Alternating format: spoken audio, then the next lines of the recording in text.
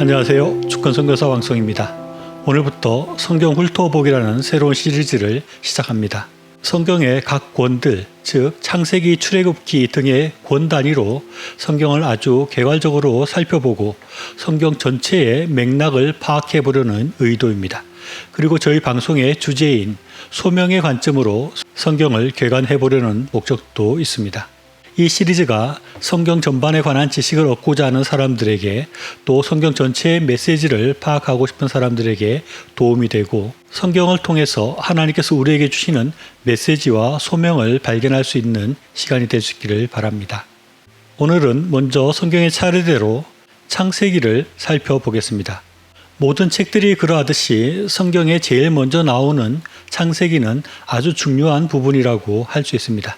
물론 그렇다고 해서 다른 성경의 부분들이 덜 중요하거나 안 중요하다는 말씀은 아닌데, 이 창세기는 이 세상의 창조와 또 하나님과 세상과의 관계를 말씀하고 있다는 것에서 아주 더 중요하다고 말씀드릴 수 있을 것 같습니다. 우리나라 성경에는 세상의 창조에 관한 기록이라고 해서 창세기라고 이름을 했지만, 히브리어 원래 제목은 태초에라는 뜻의 베레시트라고 했습니다. 그래서 이 창세기는 이 세상이 처음에 어떻게 창조되었고 그때 어떤 일이 있었는지를 말하고, 또 어떻게 이 세상이 흘러가게 되었는지를 설명하는 중요한 책이라고 할 수 있습니다. 그럼 바로 창세기에 어떤 말씀들이 있는지를 살펴보겠습니다. 창세기는 전체 50장으로 구성되어 있는데 다른 성경에 비해서 비교적 긴 그런 성경이라고 할 수 있겠습니다. 창세기는 지금 보는 것 같이 전체적으로 이런 큰 구성으로 되어져 있습니다.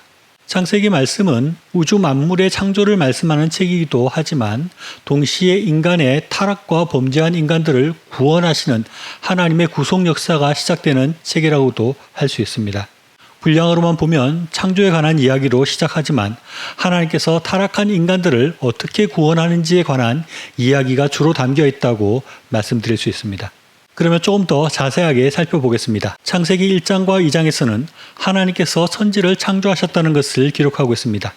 6일 동안 하늘과 땅과 별과 모든 동식물을, 그리고 사람을 창조하셨다고 말씀하십니다.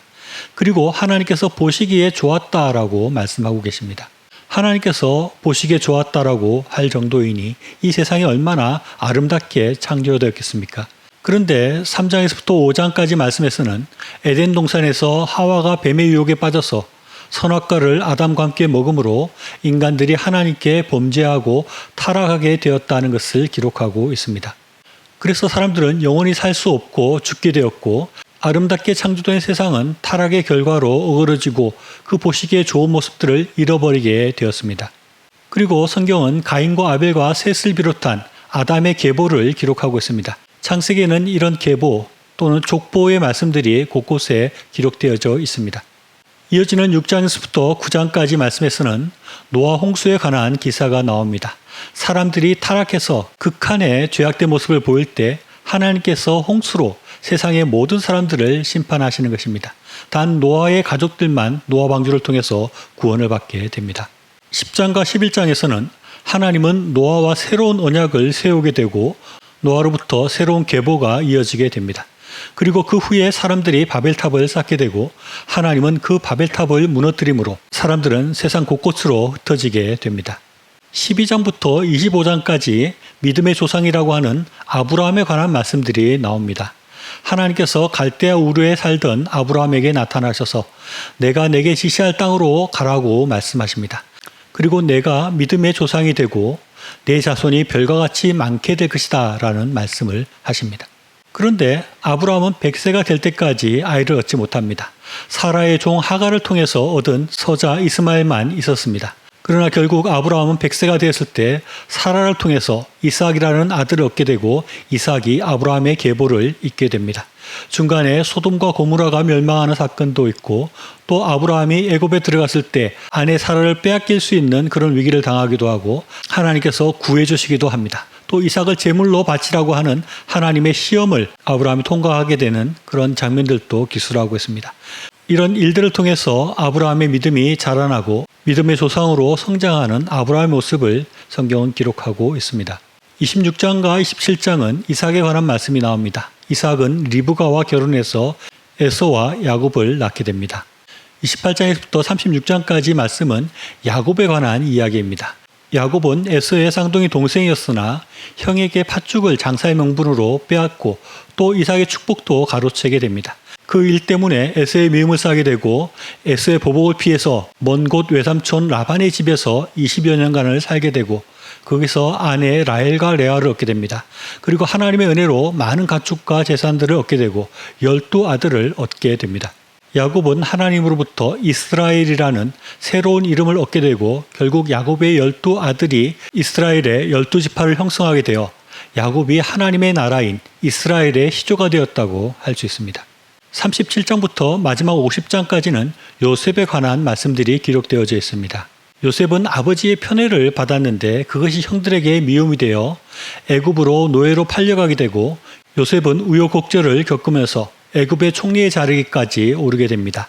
물론 그 자리에 가기까지 하나님께서 애굽 왕에게 이상한 꿈을 해석하게 하는 하나님의 특별한 섭리와 은혜가 함께했습니다. 그리고 그렇게 애굽의 총리가 된 요셉의 덕분으로 야곱과 요셉의 형제들은 흉년의 위기에서 벗어나게 되고 애굽에서 살게 됩니다. 요셉은 흉년 때문에 애굽으로 곡식을 구하러 온 형들에게 이렇게 말합니다. 당신들이 나를 이곳에 팔았다고 해서 근심하지 마소서. 한탄하지 마소서. 하나님이 생명을 구원하시려고 나를 당신들보다 먼저 보내셨나이다. 저는 이 창세기 말씀을 정리하면서 이 말씀이 아주 중요한 의미를 가진다는 생각을 하게 됩니다. 창세기는 하나님께서 이 세상을 창조하셨다는 것을 분명하게 말씀하십니다. 그리고 아담과 하와의 범죄로 사람들은 타락해서 에덴 동산에서 쫓겨나게 되고 아름답게 창조된 세상이 타락하고 하나님의 저주 가운데 있게 되었다고 말씀합니다. 그러나 성경은 거기서 끝나는 것이 아니라 아담과 하와가 에덴에서 쫓겨난 이후에 하나님께서 어떻게 인류를 인도하시고 어떻게 구원의 프로세스를 가동하는지에 대해서 말씀하고 있습니다. 하나님께서는 타락한 인간들을 그냥 두시지 않고 노아의 홍수를 통해서 새롭게 하시고 새 언약을 만드십니다. 그리고 아브라함을 택하셔서 믿음의 사람들을 만들어 가십니다. 그리고 야곱을 통해서는 하나님의 선택된 백성들의 나라인 이스라엘을 만드십니다. 그리고 그것을 위해 요셉을 사용하시는 것입니다.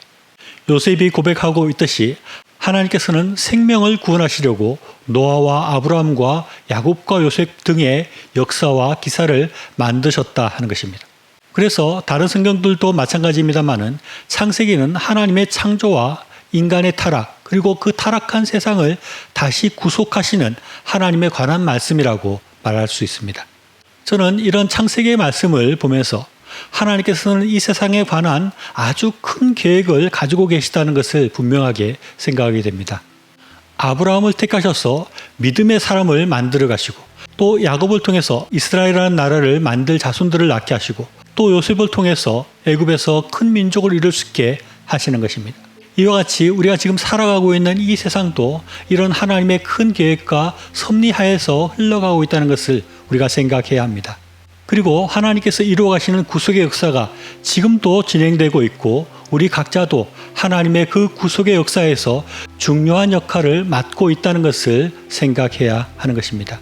어떤 사람들은 믿음의 가문을 형성하는 일을, 또 어떤 사람들은 이 세상이 하나님 나라와 같이 공의롭고 사랑이 넘치게 하는 일을, 또 어떤 사람들은 하나님 보시기에 좋게 창조하신 자연의 아름다움을 회복하는 일 등에 관한 임무들, 즉 소명을 주시고 있다고 생각할 수 있습니다. 하나님께서 지금 또 하고 계시는 이 세상을 구속하는 일, 이 세상을 창조의 아름다움으로 회복시키는 일을 위해서 우리 각자에게 하나님께서 어떤 소명을 주시고 있는지를 생각해 볼 수 있기를 원합니다. 시청해 주셔서 감사합니다.